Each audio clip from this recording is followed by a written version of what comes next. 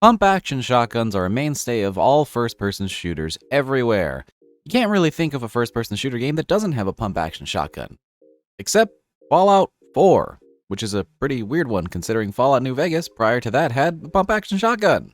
It's a weird thing to be missing from a game like this, especially one with an open-world sandbox with a diverse set of weapons. A pump-action shotgun is sort of the standard when it comes to shotguns, but all we got was a double barrel and a semi-auto mag-fed shotgun. That's kind of weird. So, pump-action shotguns are a well-sought-after type of mod in the modding scene, and we have quite a few out there at this point. I remember when there was a day when we only had one option. Now we have plenty, and there is a new 870 in the ring. The newly released Police Magnum Shotgun, a Cowabunga Remington 870 remaster by Diacute, has just come out. This is going to take the 870 by Cowabunga and give it a facelift with some new attachments, some new textures, some other really cool options, as well as a new unique custom animations and all kinds of other fun stuff. I was really torn on what I wanted to feature this week, and this was definitely at the very top of my list, as it is a feature-complete mod coming with every single thing I'm looking for when it comes to adding a new weapon mod to my load order. For starters, of course, we have beautiful custom models and textures, custom animations, of course, since it is a pump action, level-less integration, so this thing will be added into the world, a unique to find, which is always a huge bonus to me personally, a bunch of attachments over at the weapons workbench that you can choose how you customize this weapon in a variety of different ways, and of course, an additional file if you want a rechamber for this thing from 12 gauge to 20 gauge. That one's more of a personal preference thing, whatever you like. I'm going to stick with 12 gauge for this pump action, but you do have the option for 20 gauge if that's something you'd like for your load order. With all of the attachments available, you have quite a bit of options here, including different receivers, barrels, and stocks, but also some really interesting sight options, some different scopes, also some furniture material swaps for the wood, and even some metal swaps for some further customization, as well as a rechamber that's available if you decide to download the optional file. Speaking of which, to be clear, that munitions requirement is an optional file. By standard, this mod will come only with vanilla ammos. If you want the munitions, you're going to have to download a separate file, which I'm sure is a huge plus to a lot of people out there, so they're not required to get an ammo mod they don't use. In terms of balancing, this weapon is meant to be used in between the double barrel and the combat shotgun, which is perfect. That's exactly where I would place a pump action shotgun as well, if I were to make my own 12 gauge pump action, which I believe that we did. When it comes to level-less integration, this weapon can specifically be found on the Minutemen, Raiders, Gunners, and Trappers. That is going to require the Bar Harbor DLC if you want to be able to use this weapon, as well as Raider Disciples, which is going to require you to have the Nuka World DLC. All of these things will start happening after level 12. You can also purchase it from vendors, and you may even find this as a legendary drop from a legendary enemy.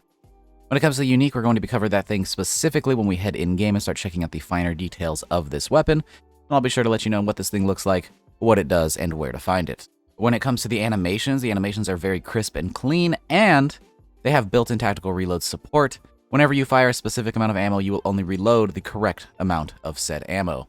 And the animations look really good. Sometimes with these pump action or lever action reloads, the tactical reload versions are kind of weird, but this one actually works perfectly.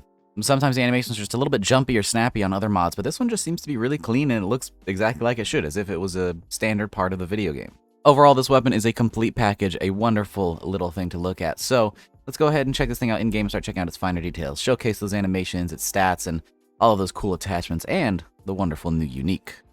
But for starters, of course, we do need to talk about the stats of this weapon. So here you have a look at the Police Magnum Shotgun in its smallest variant, much like you would find in vanilla, with a sawed-off stock and barrel, with the standard set of attachments everywhere else. This thing has a base damage of 50, at 100 because I have perks on, has 12 gauge shells, the fire rate of 5 because it is pump action, a range of 107, accuracy of 48, a weight of 7.5 pounds, and a value of 92 caps. Not too shabby, pretty standard and pretty well balanced, I'd say. You also get a look at the textures here. They're a bit rough, a little bit dirty, but that's perfectly fine for Fallout. A gun shouldn't be perfectly clean 200 years after the apocalypse. Now, there is also a unique in this mod known as the Graveyard Shift, an all-black variant with black furniture and black metal, and it does increasing amounts of damage as the night grows longer. A pretty nice pun for a police shotgun. Speaking of which, if you want to get your hands on this thing, it's actually found outside of the Malden Center. There is a little unmarked police station.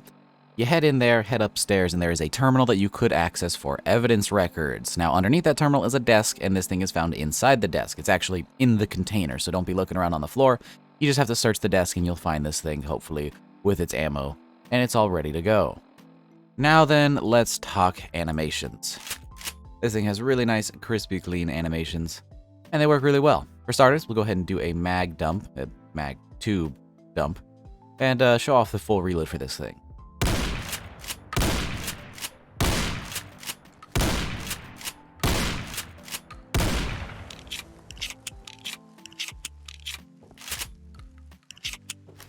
As you can see, this thing has a pretty dang nice set of animations, as well as some pretty interesting accuracy. When hip firing, you have quite a big spread, but even when you ADS, you're going to hit multiple targets.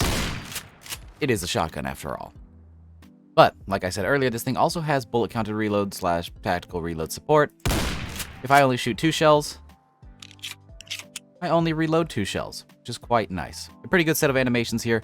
Pretty basic, but perfect for a gun like this. Honestly, not too flashy. Looks like it fits right in with the rest of the weapons in Fallout 4. But of course, now we need to talk about the different attachments available at the weapons workbench for this wonderful weapon, starting off with the receiver section. We have standard all the way up through advanced with some fun options like calibrated powerful and powerful tuned, etc. This is going to be your pretty standard set. It's going to get your total damage all the way up to about, my math is failing me at the moment, 85, 87-ish? Yeah, it's 87 for standard without perks, so that's pretty dang nice.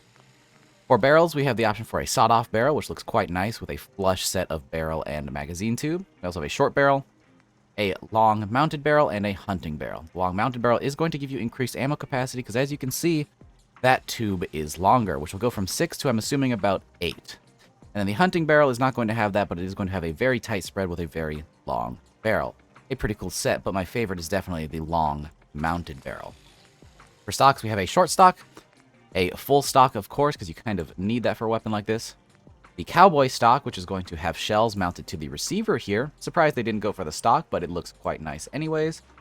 And then a combat stock, which is going to have a nice little marksman cheek pad there, as well as some interesting spikes down here at the bottom for improved bash. Me personally, I would run the cowboy stock. For sights, we have the standard iron sights, a set of glow sights, and also a handful of variants of the glow sight coming in teal, white. Excuse me.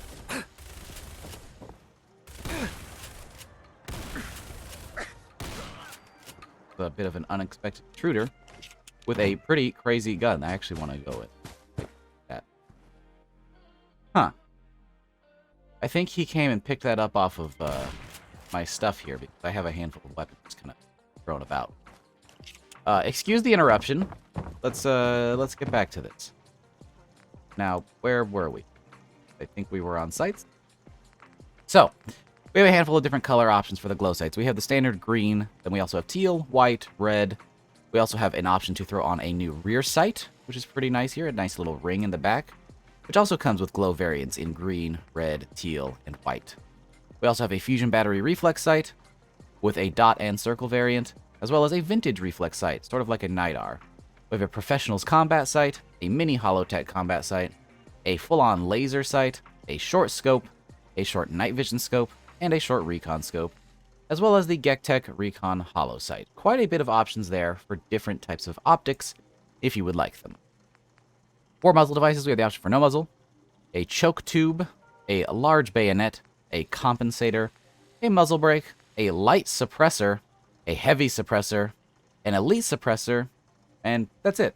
All of these are going to have pretty interesting profiles here, this one being a really interesting choice, as well as this one looking quite nice. I think the light is probably my favorite out of these, but if I'm being honest, I think I'd run this with no attachment for the muzzle brake.